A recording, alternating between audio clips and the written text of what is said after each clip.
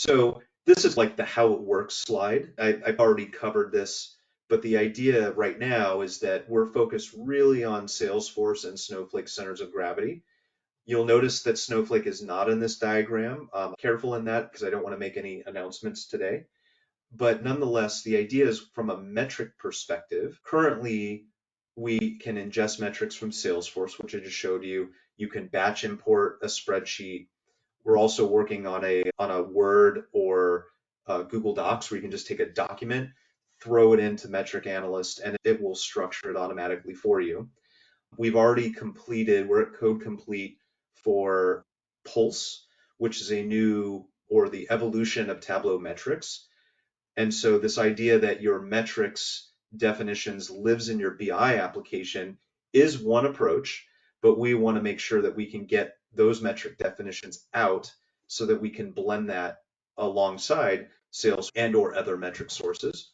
We're also working on DBTs. As a data practitioner, as a data leader, I do actually firmly believe that for an enterprise, big or small, that as you grow, the desire to manage your semantic layer as close as possible to the data is a very powerful design pattern and takes me back to the work that I was doing 15 years ago with tools like business objects to centralize and govern and manage the semantic layer as code is very important. With DataTools Pro, we want to make sure that we can tap into that and have this bidirectional management of the semantic layer and the definitions and have access to that inside of DataTools Pro. And then we'll be working on, we already have an API, but our API is publish only or data out only. So we'll extend our API to accept metrics instead of pushing metrics out. When it comes to publishing and pushing your metric glossary out, there is a plethora of options, some of which are built, some of which are in private testing, and some of which are in production today. Because we're moving so fast, I just threw them all on the board here. But we just, as an example, as of the time of this webinar, we just finished our Notion integration and plan to roll that out in our next release. Confluence is next. You currently can push it out to Excel or PDF. Because we are a Salesforce integration, we're actually working on a native Salesforce add-on for the App Store. So you'll be able to push and manage the metrics right inside of Salesforce instead of inside of the DataTools Pro app outside of Salesforce.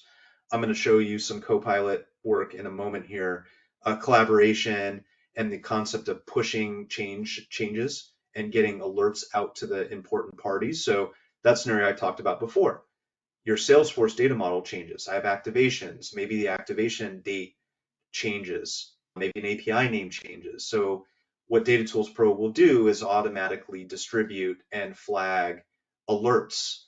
And so getting that out to the right users is really important. We want to try to proactively flag changes that impact downstream metrics, reporting, and analytics. And so obviously we're focused on ingesting metrics, but as I mentioned, we're really going to be pushing into Q of 2024 to allow for metric publishing. And so we go from, okay, how do we make this work in reality? I'm fortunate enough to have some strategic customers, I call them co-innovation customers, that I get to work with regularly, who my team is helping implement a traditional data and BI and analytics strategy and implementing technology the same way that any technology implementation service company would. However, as co-innovation customers, as we work with like Funcana, we're getting to experiment, we're getting to try and work with DataTools Pro and the Salesforce Snowflake stack to really understand when rubber meets the road, how this technology can potentially impact customers day to day. And so in the case of Funcana, we actually implemented their Azure/Snowflake data warehouse. We did this 1 week proof of value, and then we did a full-blown rollout as DataTools Pro. And then obviously we did a complete metric inventory, initially manually. And so What's crazy about the Funcana story is we did the painful roll up the sleeves, sit down with the C-suite, and inventory a list of 50 plus metrics that obviously properly roll up to the right number of KPIs. And once we completed the project we deployed, I was able to roll back through all of their dashboards using DataTools Pro. And that metric inventory was a 2-week project. I was able to replicate within 10% everything that I did manually, and it took me about an hour. So this whole concept of not saving clicks, but saving days or weeks is something that I'm getting to prove out with customers. And so I'm really excited to get this in your hands and to work with you, not necessarily at the, potentially not at the depth of Funcana, but as we are growing, we're actually, and I'll show in another slide, we're starting to build up our partner network that we can bring in who can implement and deploy full-blown analytic solutions using our tools to help streamline and speed up the process. So one of the outcomes is not just time savings when it comes to gathering and creating the glossary. It's how do you put that glossary to work?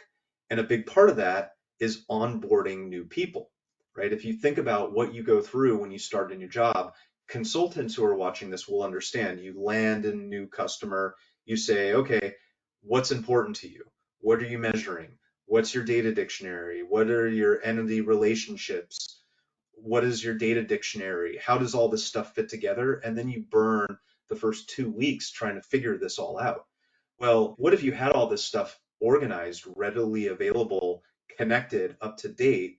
Now you plug and play a brand new data analyst or an analyst in, and they can self-serve all of this information. And so my goal, and we're going to put this to work actually at Funcana, we just posted a job for a analyst. My goal is for that analyst to come in, use DataTools Pro, get up to speed, and start delivering value first week on the job. And so part of what I'll do, obviously, is we'll try it. It may work, it may not work, but we're certainly going to learn from that through these strategic customer and strategic partnerships. We're going to learn so that we can do that. That is the objective. It's, once again, back to people. We don't believe AI will replace people. What we want to do is think of people more broadly within an enterprise, and we want to reduce the diminishing return of adding more people. And so that happens as you improve and increase efficiency of information and translation of information across people. And so that's onboarding people.